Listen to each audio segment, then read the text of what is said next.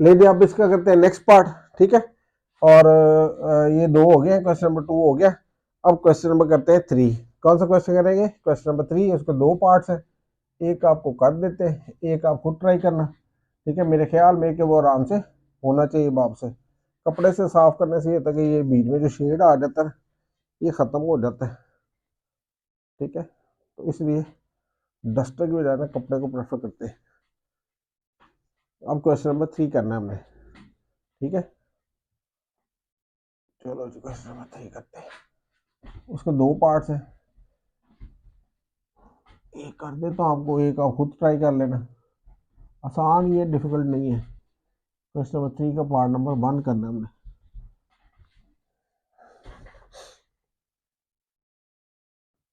Laws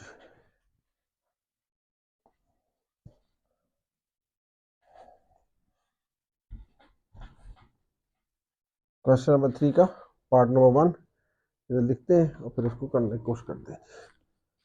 चलो जी,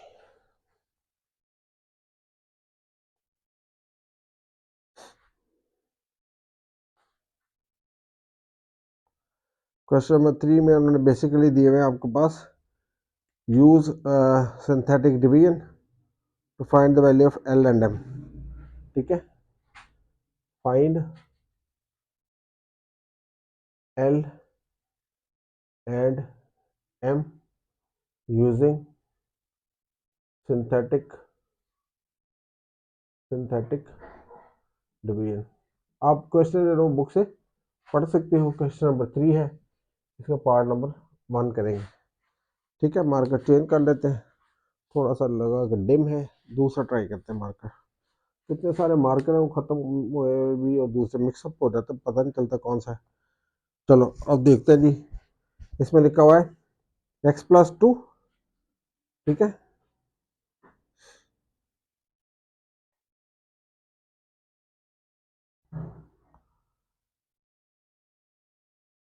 x+2, चलो ये तो उससे भी खत्म हुआ हुआ, और देखते हैं। क्या दिया हुआ है? x+3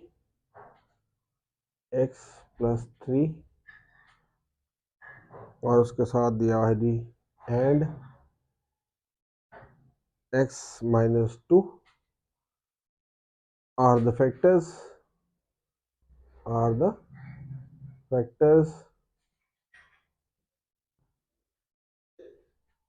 of polynomial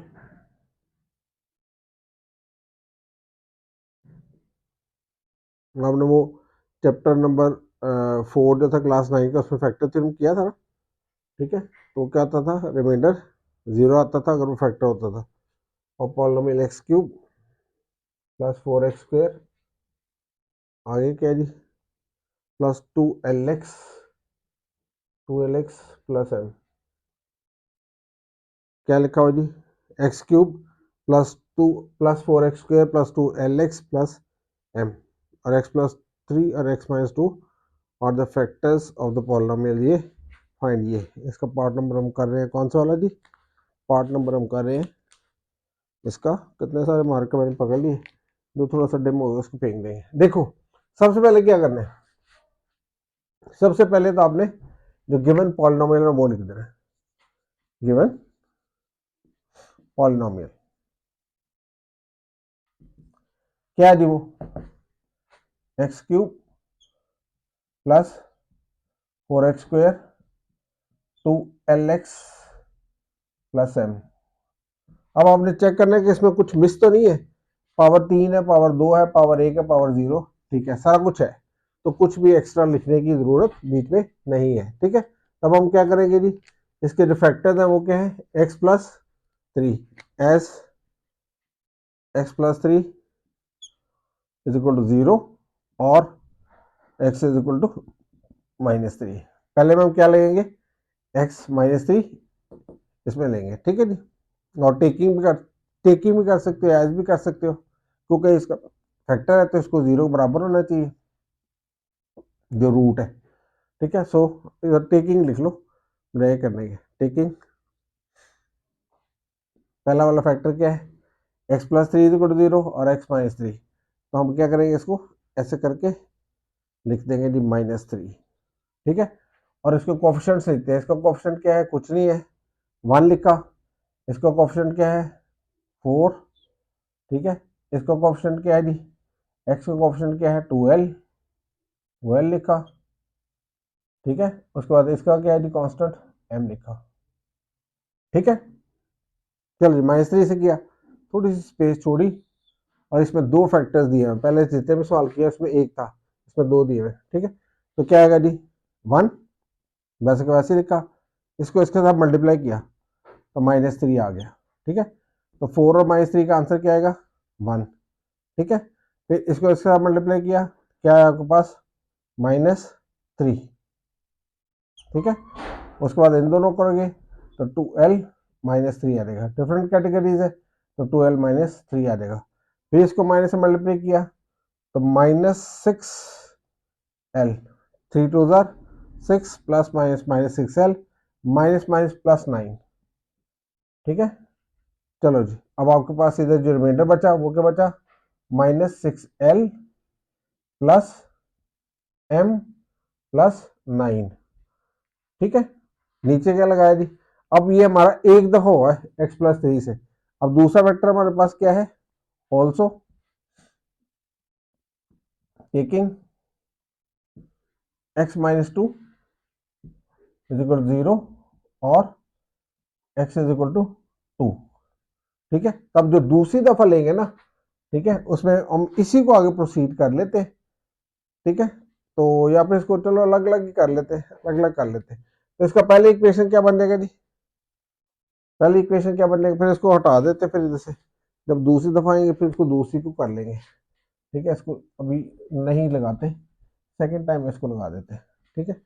चलो जी, ये आपके पास रिमाइंडर आया, ये क्या है, रिमाइंडर, रिमाइंडर।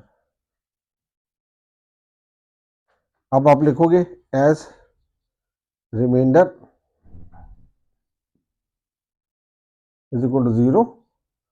सो है क्या रिमाइंडर, -6l आगे plus m plus 9 is equal to 0। ये तो बन गई हमारे पास इक्वेशन नंबर 1। अब दूसरी इक्वेशन बनानी है तो उसको फिर हमें इधर सॉल्व करना पड़ेगा, तो हम इसको इधर सॉल्व कर देते हैं, जो दूसरा पार्ट है, ठीक है। अब लिखो आप ऑल्सो x-2, ठीक है, इज अ फैक्टर,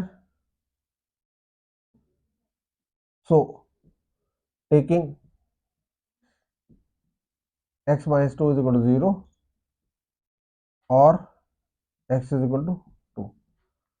अब इससे दूसरी इक्वेशन बनाएंगे, जिस तरह से मैंने क्या लिखा था, x+3 इज इक्वल टू 0 पहला फैक्टर था। अब क्या है, x-2 दूसरा फैक्टर है, तो मैंने x-2 की इधर सिंथेटिक डिवीजन शो कर दी। वो क्या करेंगे जी, कोएफिशिएंट्स लिखेंगे इसके। पहला क्या है जी, पहले तो इसको ये लाइन लगा देते हैं, ठीक है, और इसकी जगह 2 लगा देते हैं। आगे हमने इसको कोएफिशिएंट्स लिखने हैं। पहला क्या है, 1, पहला क्या है 1, दूसरा क्या है 4, तीसरा क्या है 2l, और चौथा क्या है जी, कांस्टेंट m। क्या किया हमने, 2 भी जिस तरह x+3 फैक्टर था उस तरह x-2 भी फैक्टर बना, ठीक है। उधर हमने x की वैल्यू -3 लगाई थी, इधर x की वैल्यू 2 लगाएंगे, ठीक है। तो जिस तरह इधर सिंथेटिक डिवीजन की है उधर भी करेंगे, ठीक है। इसको कोएफिशिएंट लिखेंगे तो आएगा 1, इसका 4, इसका 2l और इसका m। जगह छोड़ के तो इसको भी पहले वैसे के वैसे लिखते हैं। 2 1 जार 2, 4 और 2 को ऐड करो कितना रहेगा 6, फिर 2 6 जार 12, ये क्या बनेगा 2l प्लस 12, ठीक है। ये क्या बनेगा जी 2l प्लस 12। अब इसको फिर 2 से मल्टीप्लाई किया तो 2 2 जार 4l प्लस 24, ये देखो 2 2 जार 4l प्लस 24। तो इसका रिमाइंडर क्या आएगा जी, इसका रिमाइंडर आएगा 4l प्लस m प्लस 24। ये इसका क्या है, रिमाइंडर है, रिमाइंडर, ठीक है। As remainder should be 0, as remainder is equal to 0। So 4l plus m plus 24 is equal to 0, और इसको इक्वेशन नंबर 2 दे दो। एक को इक्वेशन नंबर 1 कर दिया, एक को इक्वेशन नंबर 2 कर दिया। ठीक है, अब यहाँ तक पहले मैं आपको एक्सप्लेन करता हूँ एक दफ़ा दोबारा, फिर आपको इसको आगे एल और एम की वैल्यू निकालना सिखाते हैं। देखो उसने लिखा जी फाइंड एल एंड एम।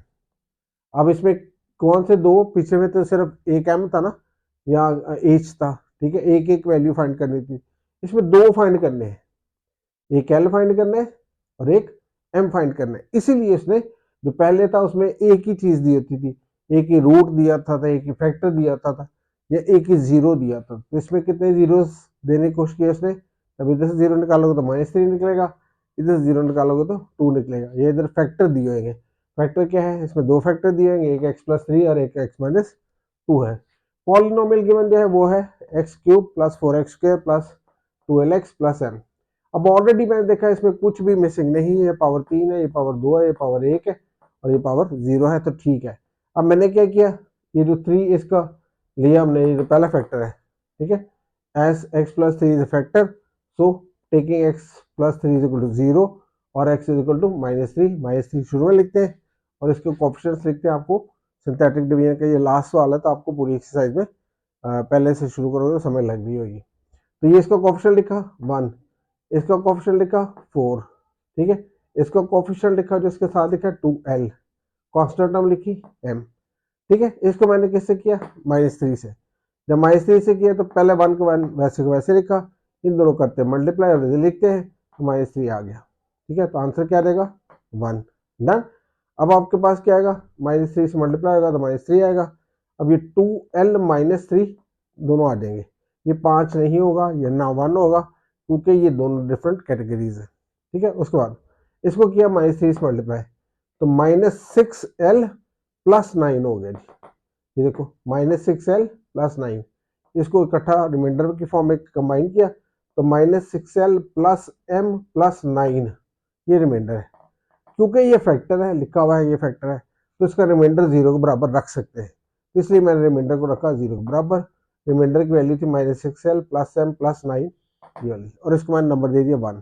इसी तरह x-2 फैक्टर है, तो इसका भी जो रिमाइंडर आएगा उसको भी 0 के बराबर लेके एक और इक्वेशन बनाएंगे। देखते हैं इधर, ये देखो इधर क्या किया थी, also x-2 is a factor, so taking x is equal to, ठीक है, -x-2 इज इक्वल टू 0 और x इज इक्वल टू 2, ठीक है। तो हमने क्या किया, ये 2 लिखा और इसके कोएफिशिएंट्स लिखे, 1 है, 4 है, 2l है और m है, डन। अब मैंने पहले वैसे के वैसे लिखा जिस तरह इधर किया, इसको इसका मल्टीप्लाई किया, 2 1 ज़र 2 आया, इन दोनों को ऐड किया 6 आ गया, फिर इन दोनों को मल्टीप्लाई किया तो 12 आ गया, तो 2l + 12 आ गया। इसको जब 2 से करेंगे तो 4l प्लस का 24, तो इसको जब लिखेंगे 4l + m + 24, इस वाली इक्वेशन इस वाली साइड का रिमाइंडर आ जाएगा। जब इसका रिमाइंडर आएगा तो इसको 0 के बराबर होना चाहिए क्योंकि ये फैक्टर है, ठीक है। तो मैंने इसको 0 के बराबर ले लिया, 4l + m + 24 is equal to 0 और ये नंबर 2 बन गई।